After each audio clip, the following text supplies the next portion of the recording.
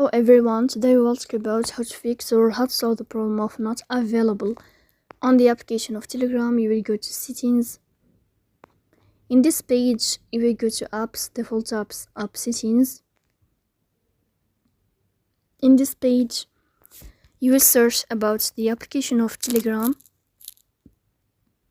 Here in this page of app info, you will go to first stop and you will click OK.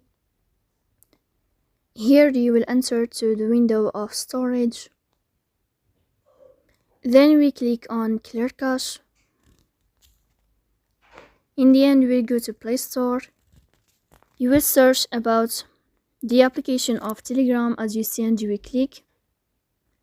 And here you can update your app if you find update in this blue sign.